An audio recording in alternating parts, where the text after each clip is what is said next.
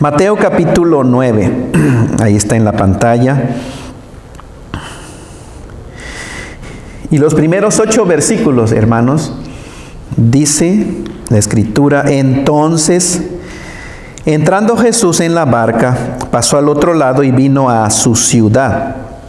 Y sucedió que le trajeron un paralítico, tendido sobre una cama.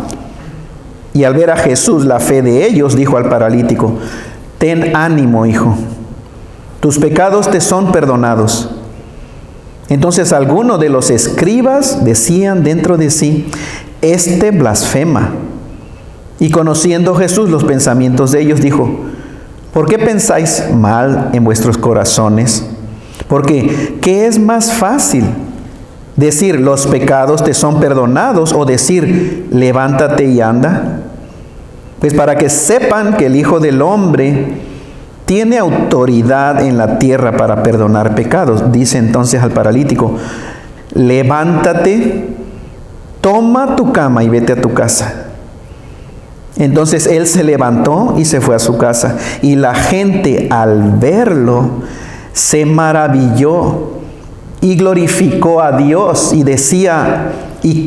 glorificó a Dios que había dado tal potestad a los hombres. Este es el testimonio del apóstol Mateo. Pero saben que si ustedes van a Marcos también habla de este incidente, y los que tienen Biblia de papel pues también, o en teléfono, si van a Marcos capítulo 2, este mismo incidente se narra del versículo 1 al versículo 12. En el versículo 12 de Marcos capítulo 2 dice que entonces él se levantó, el que era cojo, y tomando su lecho salió delante de todos, de manera que todos se asombraron y glorificaron a Dios diciendo: nunca hemos visto tal cosa. Si quieren, después en su casa, hoy en la tarde, antes del Super Bowl, no, estoy bromeando, más después del Super Bowl o mañana, pueden leerlo para sacar todo el provecho de lo de este evento histórico.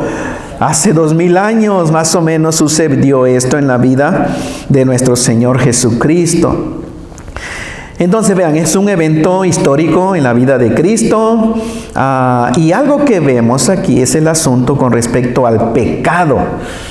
Pecado, en inglés es S-I-N, que es sin o pecado. Tal vez el día de hoy, como muchos escritores de libros y teólogos dicen, que como que no se escucha mucho ya esa palabra en la afuera, ¿cierto? Pero el problema es cuando no se escucha mucho esa palabra, pecado, en las iglesias. Sin embargo, la Biblia, todo el que lee la Biblia se dará cuenta que casi de principio a fin la Biblia habla de pecado. De principio a fin generalmente siempre incluye ese asunto del pecado y lo presenta a la raza humana como un problema serio delante de Dios. Serio del ser humano en su relación con Dios. Entonces, si lo que acabamos de leer, vemos que existe una relación, si se dieron cuenta, entre el pecado y los problemas físicos del ser humano, es decir, las enfermedades, de acuerdo a lo que hemos estudiado. Y una vez más recordamos Génesis 3, la caída del ser humano. Acuérdense, si no vamos a Génesis capítulo 3 y el principio de la historia, es difícil predicar el evangelio. No hay evangelio, no hay buenas noticias si primero no vamos a la mala noticia, que es Génesis capítulo 3. Pero entonces vean, cuando el ser humano, Génesis 3, desobedeció a su creador, el pecado entró en el mundo, y también junto con el pecado entró la muerte. La muerte implica, hermanos, en el ser humano sufrimiento y dolor. Y las enfermedades que el día de hoy también estamos experimentando. Algo que también vemos en el asunto del pecado, si nos damos cuenta, es que siempre existen dos partes. La parte ofensora, el que peca, y la parte ofendida, quien recibe la ofensa o el pecado. Siempre es así. De acuerdo a las Escrituras, todo pecado que el ser humano comete, escuchen, todo pecado que el ser humano comete en cualquier parte del mundo, sin distinción del idioma, del color de la piel, todo pecado, de acuerdo a la Biblia, que el ser humano comete, lo comete contra su Creador. Entonces, ¿quién es el ser ofendido cuando hablamos del pecado? Dios es el ofendido, porque todo pecado se comete contra la santidad, la justicia, la perfección de Dios. ¿Quién es el ofensor? Tú y yo.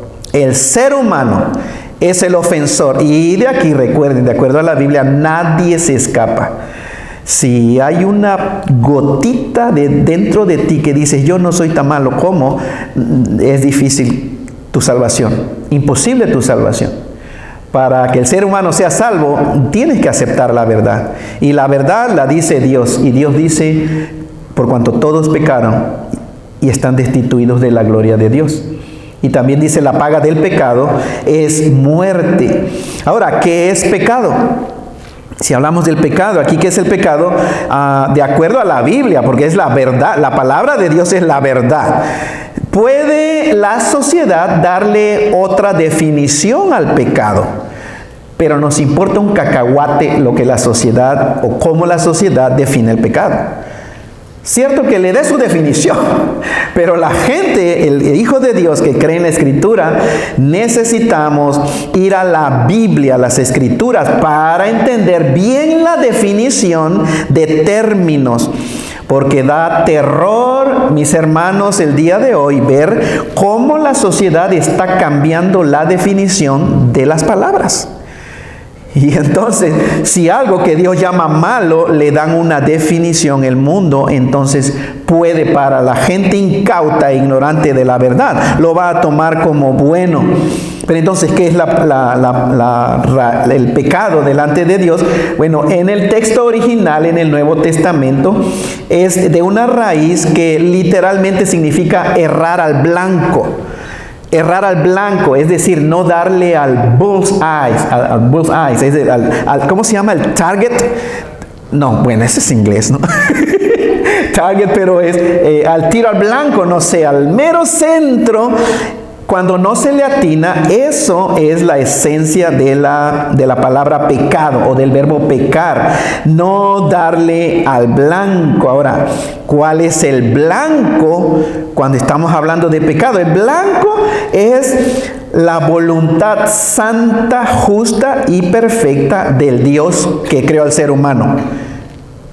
Una vez más, pecar es no darle al blanco. ¿Cuál es el blanco?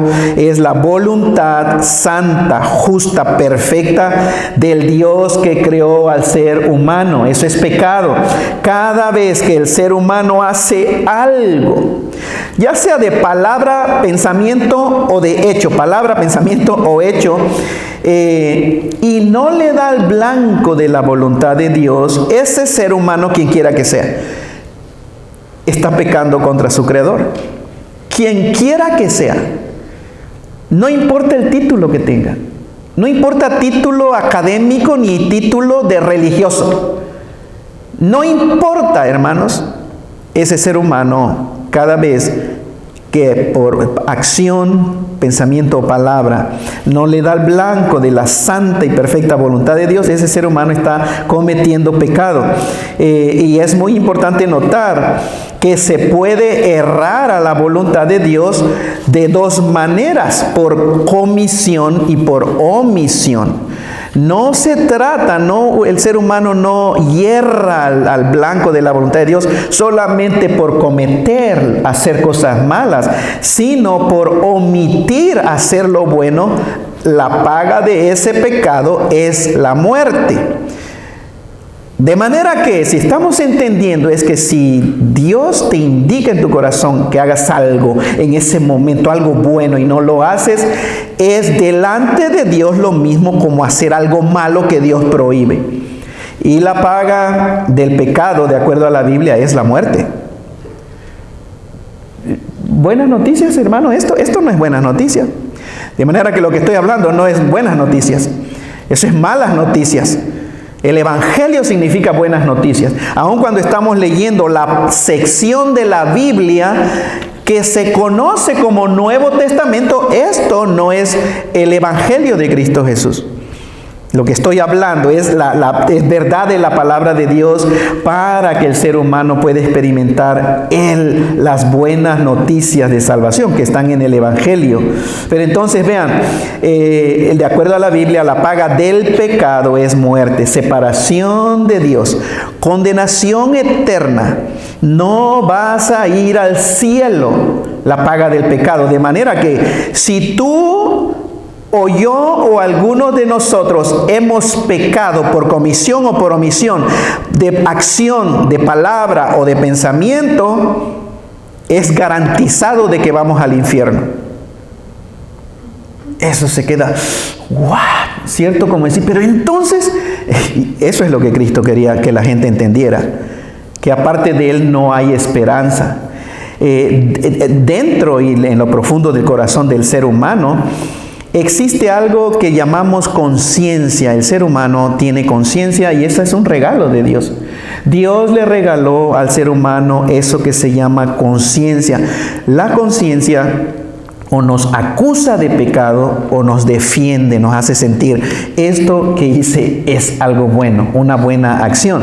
Nos acusa de pecado, nos hace sentir culpables. La conciencia condena al ser humano. La conciencia es un regalo de Dios para ti, para mí, para el ser humano. La conciencia, ¿saben que muestra la gracia de Dios? La conciencia en el ser humano muestra el regalo de Dios que es de su gracia, hermanos.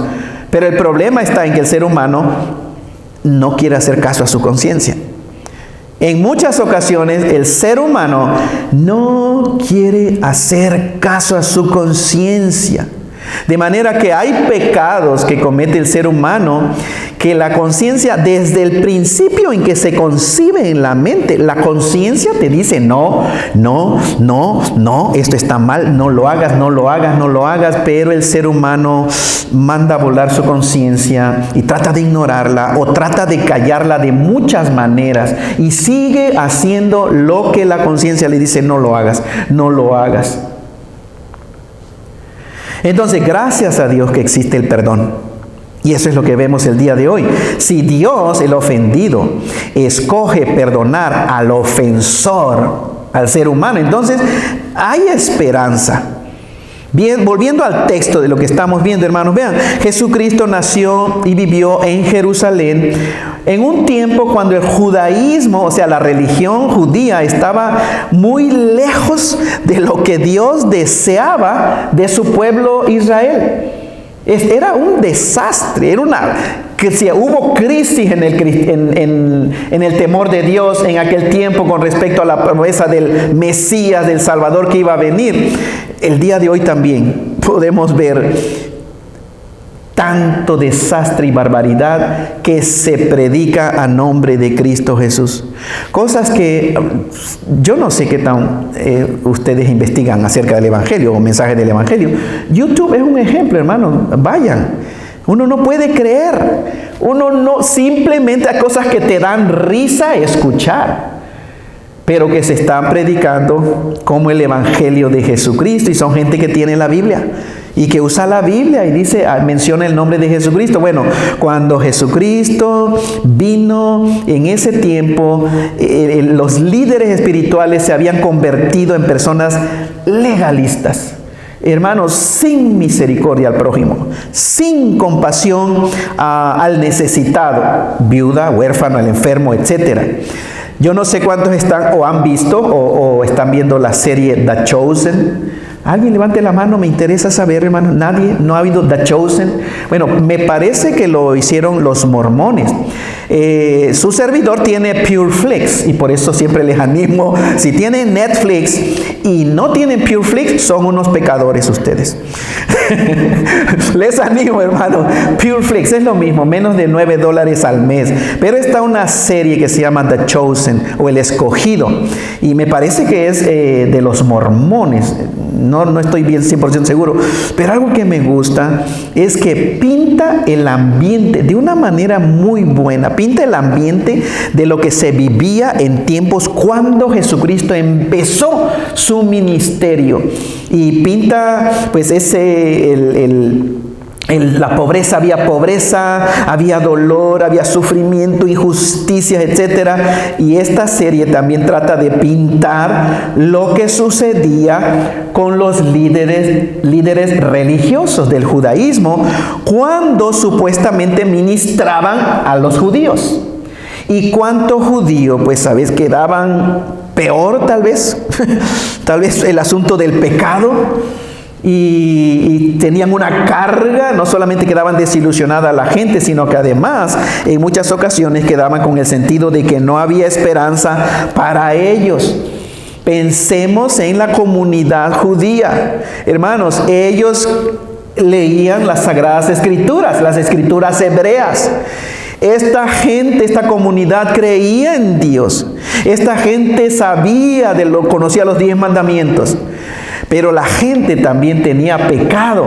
Entonces el asunto del pecado, cuando uno está serio delante de Dios y uno comete pecado, el pecado es desastroso, es mortal. O sea, la conciencia, la palabra de Dios que no lo debe de hacer, eso los atormentaba horriblemente. Y el pueblo, la gente, igual que hoy, que mucha gente, sinceramente quería no pecar para no ofender a Dios. Pero pecaba y ofendía a Jehová Dios. Entonces cuando los sacerdotes trataban de ministrar, se quedaban a veces peor. Cuando Jesucristo comenzó a ministrar a la gente, era muy diferente. Muy diferente, hermanos. Todos se daban cuenta del poder y la autoridad que el Señor Jesucristo tenía. Ellos vieron el poder, la autoridad que este hombre llamado Jesús, que venía de Nazaret, el nazareno, tenía poder y autoridad sobre la naturaleza. Recuerdan, calmó tormentas, tempestades. Sobre la materia, o sea, multiplicó la materia. Sobre las enfermedades. Cuánto enfermo con su palabra sanó. Y sobre los demonios. Entonces, cuando hablamos ya de los demonios, Jesucristo comenzó a mostrar su autoridad y su poder sobre el mundo espiritual. Y cuando hablamos de pecado, eso entra en el área espiritual. Ninguno de los escribas o fariseos jamás se atrevía a decirle a un pecador: te perdono tus pecados. Jamás. Jamás. Eso hubiera sido una grandísima ofensa a Jehová. Una grandísima ofensa a Dios. Porque si hay gente que sabía que solo Dios tiene el poder y la autoridad para perdonar pecados, es la comunidad judía. Y nos los dejó aquí, hermanos y hermanas. Ningún hombre o mujer en esta tierra tiene el poder y la autoridad para decir: te estoy perdonando tus pecados te los perdono en este momento. Entonces, ninguno de los escribas se atrevía a decir eso. Tal vez ellos hablaban a la gente que le pidieran perdón a Dios, o tal vez sacrificios, recuerdan, pero no podían hacer eso, de perdonar pecados. Del versículo 1 al versículo 8 de Mateo capítulo 9, en esta ocasión, Jesucristo les estaba predicando la palabra, es decir, el evangelio del reino. Unas personas trajeron cargando a un paralítico para que Jesucristo lo sanara. Jesucristo vio la fe de ellos. Generalmente, hermanos, pensamos que al decir la fe de ellos se refiere a los amigos que lo traían cargando. Pero un comentarista dice algo que puede ser verdad. Vio la fe de todos, de los 5. De los amigos y del mismo paralítico. Todos ellos tenían fe. El paralítico pensando: Jesucristo me puede sanar. Los amigos pensando: Jesucristo lo puede sanar. Jesucristo vio la fe de ellos. ¿Y qué fue lo que hizo el Señor, hermanos? Jesucristo le dijo: hijo, tus pecados te son perdonados. Literalmente: hijo, en este momento tus pecados te están siendo perdonados. O sea, no hay nada de que el ser humano puede hacer para el perdón de sus pecados. Y el texto original habla de una voz pasiva. Es decir, el paralítico nada más estaba recibiendo la acción de afuera del perdón de sus pecados. Y Cristo le dice: mi hijo, tus pecados en este momento, en este preciso momento, tus pecados te están siendo perdonados.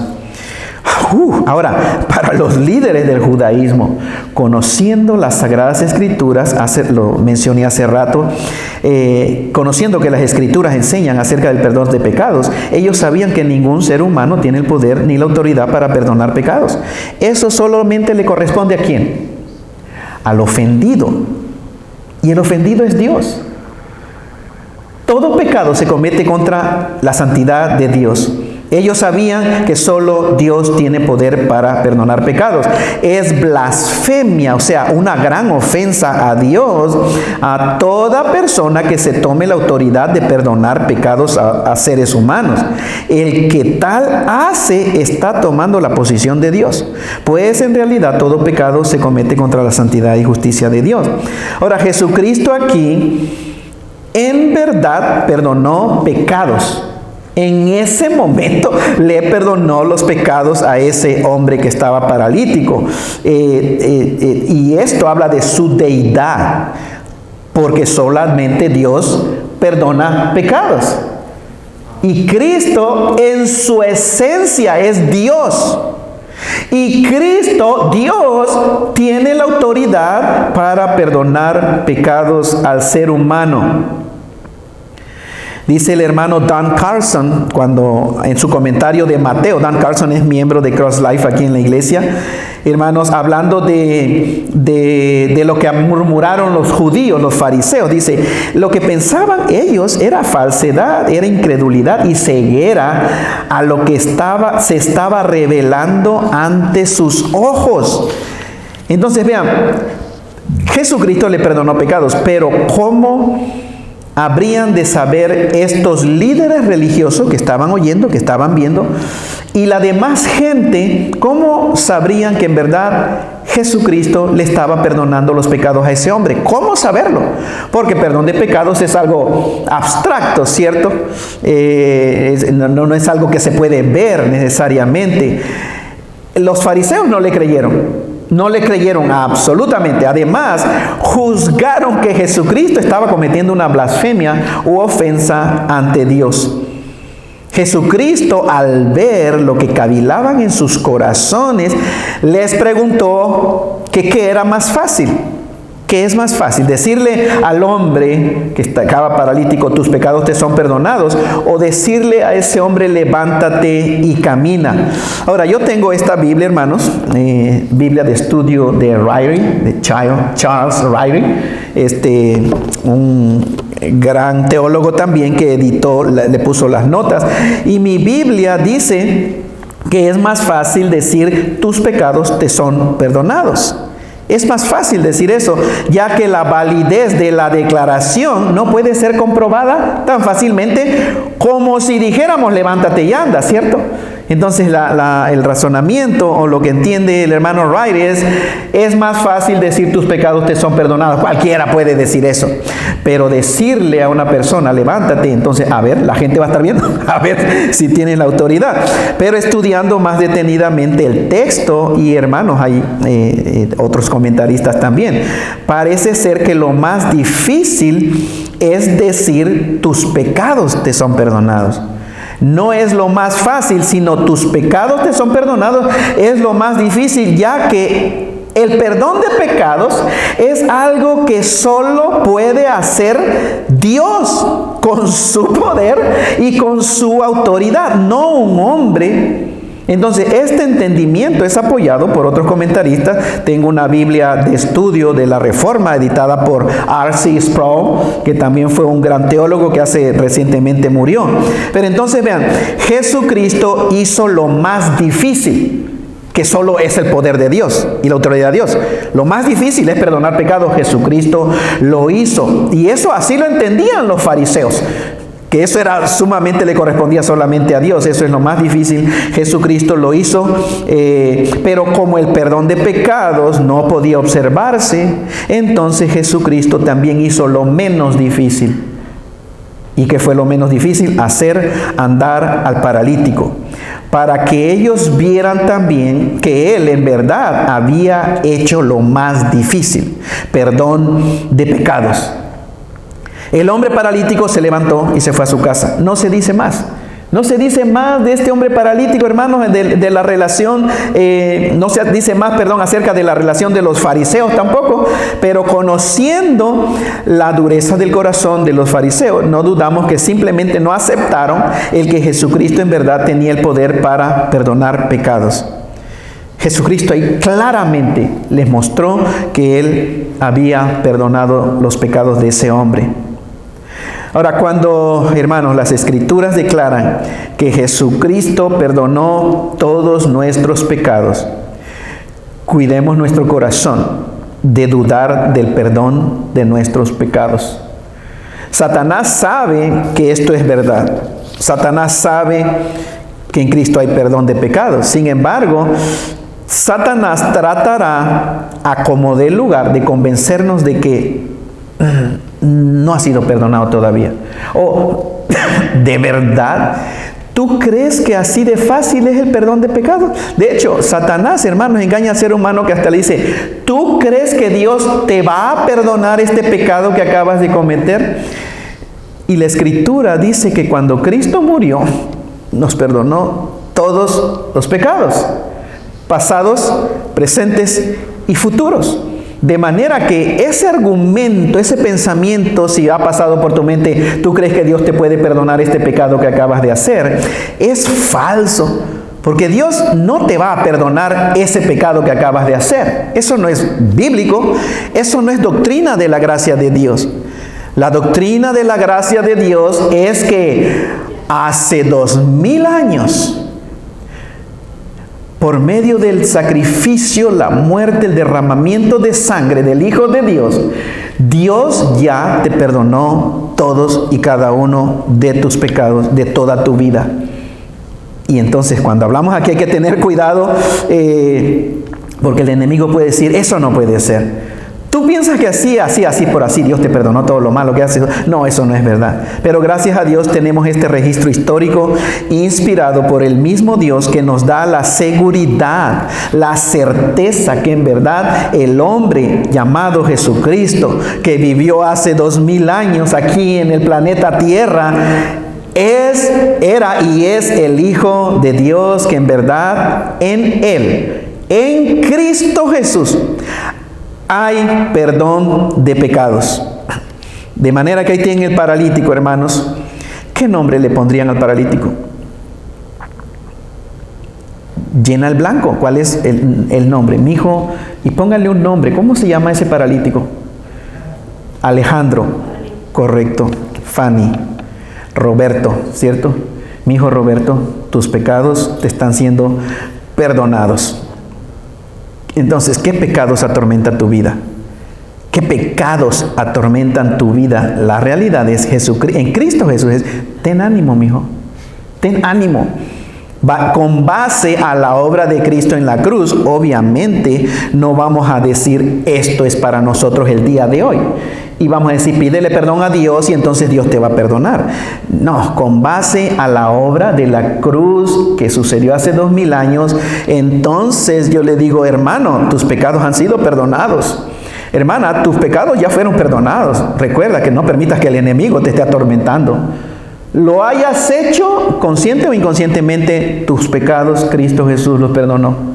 Lo hayas hecho neciamente o tontamente o cabezonamente, la palabra del Señor dice, ten ánimo, mi hijo, tus pecados ya han sido perdonados. Jesucristo nos perdonó nuestros pecados al morir en la cruz. Es una provisión de Dios en su Hijo Cristo Jesús.